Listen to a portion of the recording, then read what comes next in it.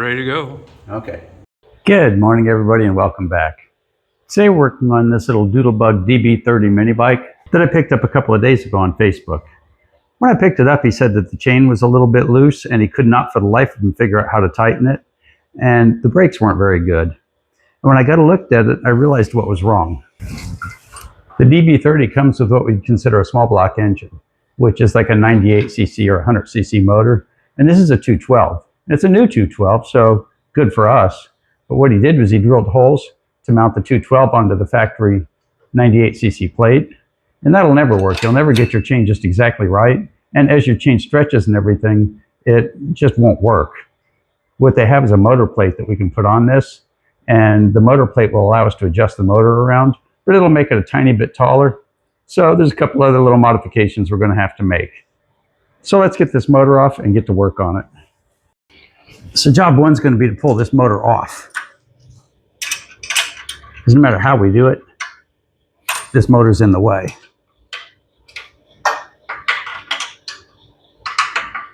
And he put new bolts on it, and that should make it a little bit easier for us. I don't think he used lock nuts or anything like that. I strongly suggest using lock nuts when you bolt one of these motors on. And hopefully he hadn't wrecked this motor plate too much so we can still use it.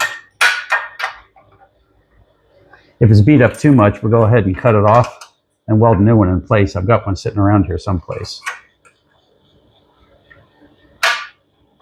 Yeah. This looks like it's, usually I do these in fast forward, but this one looks like it's going to come off pretty quick. Mostly because he didn't use lock nuts or anything.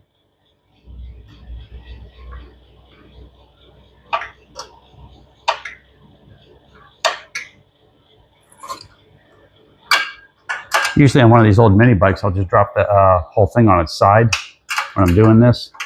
But I can't do it this time because the motor's got gas in it and it's a functional motor.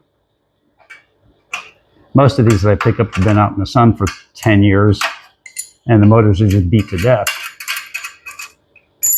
But we're not going to wreck a brand new Predator. So let me scoot over to the other side. We're already halfway done with the bolts. And then after that, the only thing we need is the throttle cable, and that's about it. That's the only way these are attached.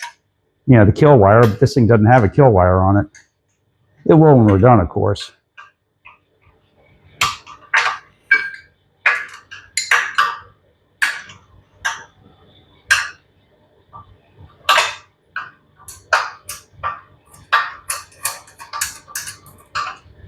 That's 3. Let's get number 4 and we're done.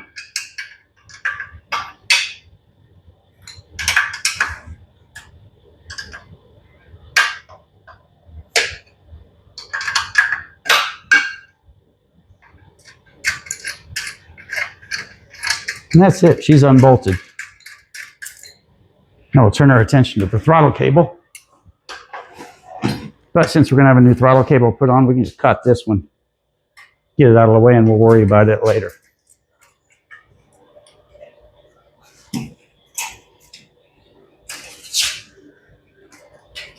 Oh, he went around the long way to attach this one. Very nice. So let's get our throttle cable out of the way and put this motor on the bench and do a couple of mods to it. There we go. That should do it.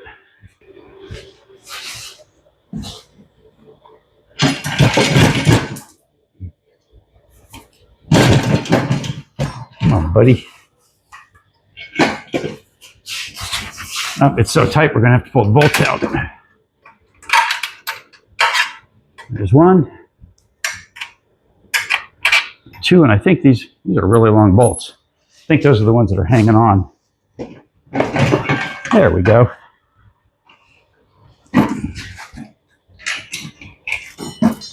Let's take her over to the bench. There we go. Good looking little engine. Now we've got a brand new throttle cable set and a motor plate. And this is the magic to changing a small block to a 212 on a mini bike. Got to have a motor plate. And we also have a side mount gas tank. Which way's it go? It goes like this. And that'll give you a fuel gauge, and it'll also move this out from under the frame, which makes it a little easier to put gas in later. So let's get this together. Okay, draining the gas. It's a little bit of a pain in the neck on one of these, but not a big deal. First, I got to be able to get to it. And more than one thing in the way for getting to it. I'm going to start off with the air filter. See, now we can see our fuel line. Now our cutoff is down here, so we're going to pinch this off. I'm going to grab my little fuel line pinchers.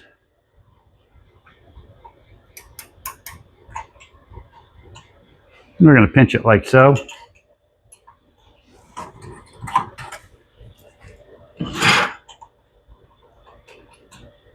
And you can see I'm doing this here instead of on the mini bike, because it's just so much easier. Just saves you so much aggravation, you can't believe it.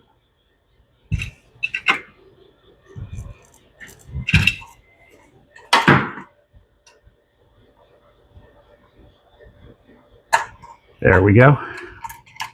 Now this should pop off pretty easy. It is new. And there we go. Let's drain the gas. Now we're going to drain the gas into this cup. And the reason we're doing that is I have no intention of using this gas. Even though this engine looks really nice, we don't know where this fuel's been. And for all we know, this thing sat around for 3 months. So I'm going to get the gas drained, and I'll get back to you as soon as we're ready to take the tank off. Okay, with all the gas out of the way, let's go ahead and focus on the tank a little bit. We're going to start off with the little bolt that holds the whole shooting match together. An 8mm back here. It's hard to get to.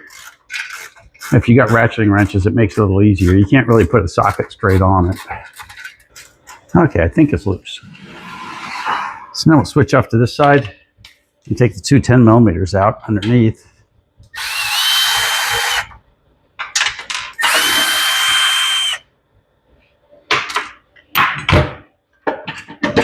And wingo boingo. I guess this one's still holding on a little bit. There it goes. Now the only thing left is getting the fuel to come through. And there you have it. We are free of the gas tank. So now let's pull the muffler out of the way. I already have the top screws out. Nope, that's not going to work.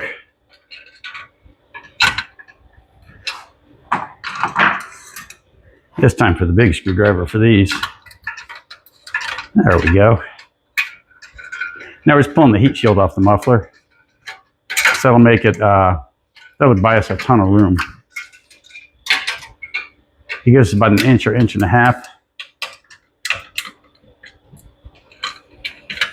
And that's really all you need to clear. Now, depending on the engine, this is a Hemi. I don't usually work with the Hemis, but on the standard ones, the airbox just clears. It just touches the frame. So we'll find out if that's the case with this one too. So while we've got it apart, let's get the spark plug out of here and go with something a little bit more, more champion-y, shall we say.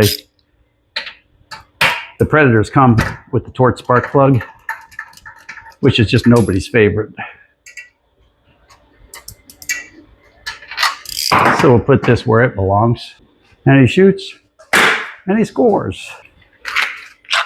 And I always keep some of these handy, just in case. This is the RN9YC,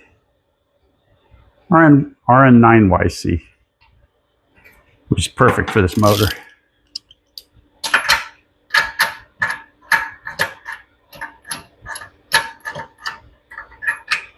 There we go.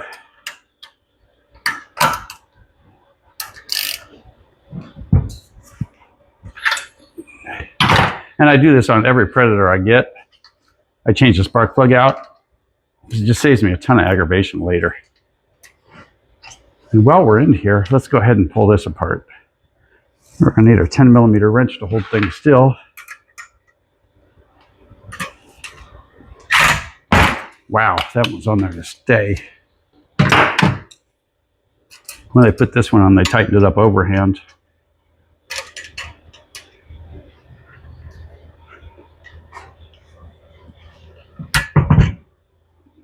There we go.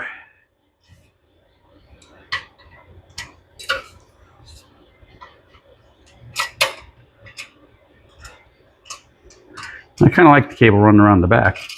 If we've got enough slack, we'll do that with the new one. Okay, let's put the new gas tank on. We're done. Okay, I went ahead and put the fuel line on the new gas tank. And note that there's two kinds of studs on this. Some at an angle for the Hemi and some straight up for the non-Hemi. So make sure you get the right one. But if you accidentally get the wrong tank, these are on a separate piece of metal from the tank itself. So you can bend these around and make it work. So now the fun part, threading the fuel line in. We use the fuel line that came on the old tank. And the reason we do that is it's already cut to the right size and everything. It's a perfect fuel line. So we're going to hang on to it here. Try to scooch the tank into place. Come on, tank, scooch. There we go.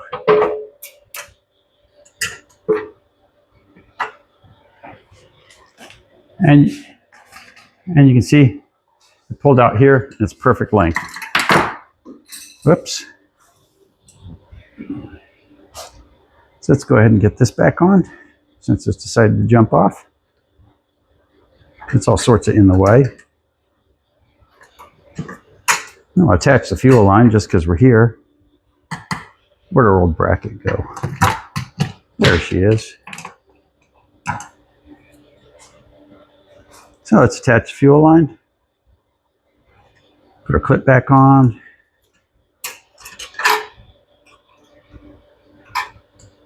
And needle nose pliers like these come in handy 6 ways to Sunday when you're working on an engine.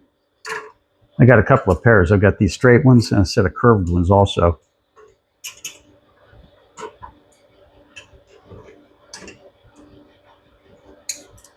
Okay, that looks pretty good.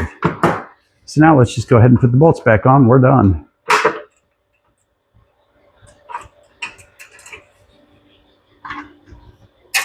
I've got a little bit of extra room now, so we can do this the fast way.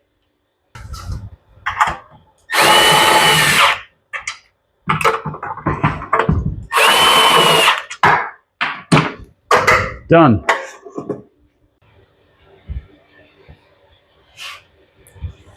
Now our little plate kit comes with all the necessary nuts and bolts because they know it's for a Predator and it's intended specifically for this purpose.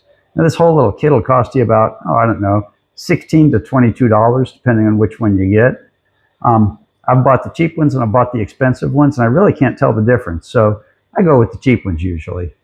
So they're a little tricky to put on. You got your choice of bolting it to the motor first or bolting it to the frame first. Since the motor won't clear the frame easily, what we're going to do is we're going to bolt it to the motor first, like that. So we'll get these bolts in place because the motor is going to be in the way to put them in later. Now we've got our 4 bolts in place. Put our motor bolts right here, one at a time. And we're just going to bolt it loosely together because there's going to be lots of adjustment and whatnot later. Okay, now the part we've been waiting for. Putting it all back together and seeing if she clears.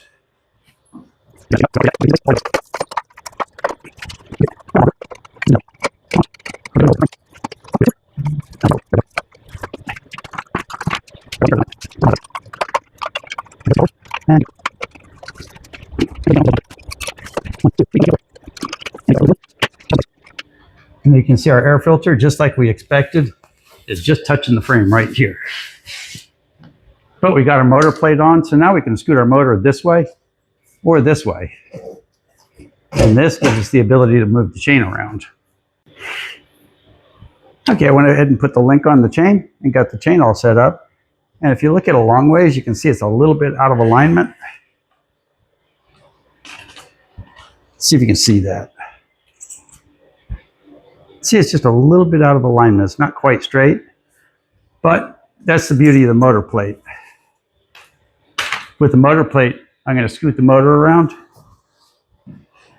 We can wiggle the motor around any way we want and get it just exactly where we want it before we tighten it down, and that channel will be perfect. So I'm going to go ahead and do all the little tedious details, getting it lined up, and then I'll show you in a minute.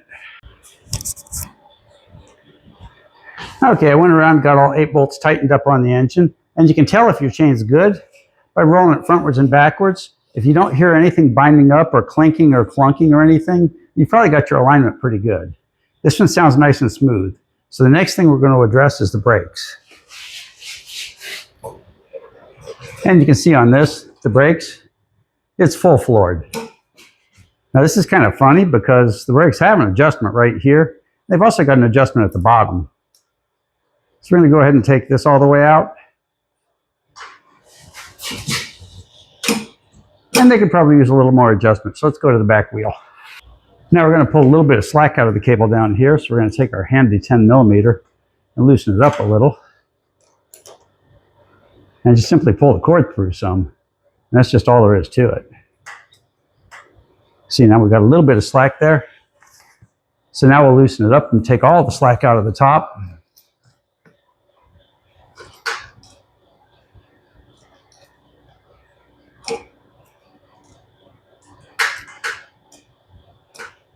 And now we should show a little bit more slack here.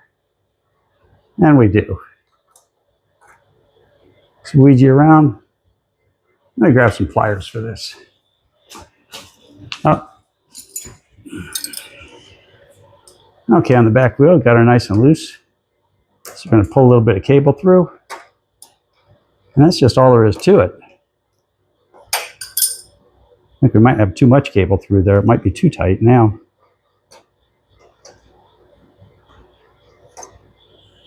Tighten her down and see how she feels. Now I'm going to pull it some to use up some of the slack.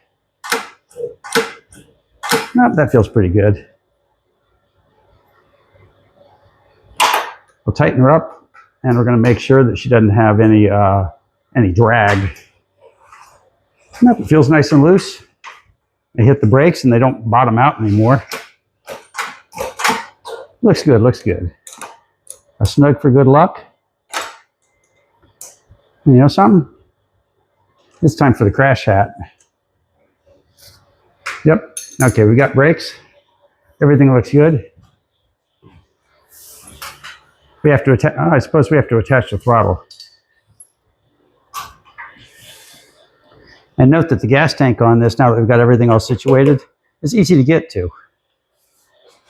So let's put a throttle cable on it and take her for a ride. Now I went and did the little stuff that's obvious to do. I got the throttle attached and I got the safety switch attached, my kill switch. But it's 46 degrees outside, so this is going to be a quick little test drive, but I still want to run it around. Now I've already done a shakedown on it, and I always wear a helmet when I'm doing the shakedown because you can get yourself killed in the first run. So I know she runs, so let's take her for a ride. Okay, full choke, gas.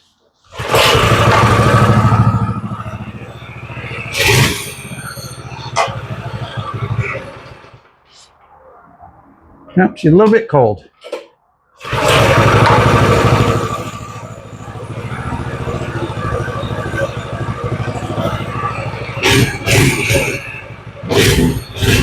Okay, let's take her for a ride.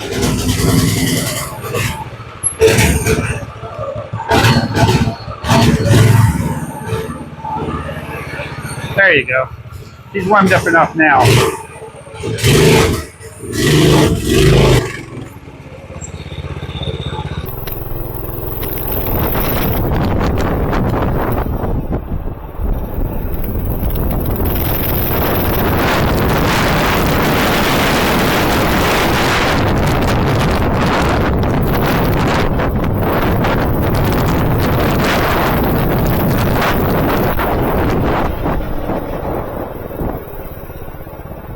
Holy crap, this thing's a rocket ship.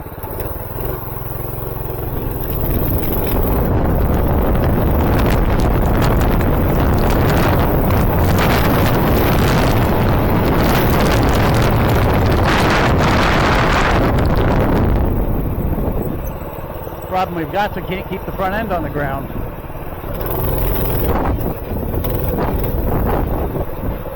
And she doesn't turn so good with the front end in the air.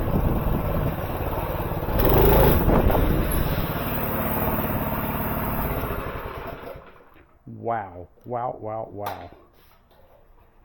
Now the first 2 test drives were a complete mess. The chain came off and I adjusted the motor, chain came off again. So what I did is I removed the clutch and flipped it over the other direction. So it moves the little sprocket a little bit closer and it lines up with the back wheel better. And now it's perfect. So how fast will it go? I've got no idea. No matter how fast I'm going, when I hit the gas, the front end comes up in the air. And well, I'm not willing to do wheelies on a mini bike. That's just not my game. So it works. It's crazy fast. And I'll tell you, these little DB30s, you put a 212 on them and they're definitely a fun ride. It'll get your attention. It'll get your adrenaline going. So all you new people out there, if you made it this far, you might as well subscribe. It's free and it's what we work for. So thanks for watching and we'll see you next time with a go-kart.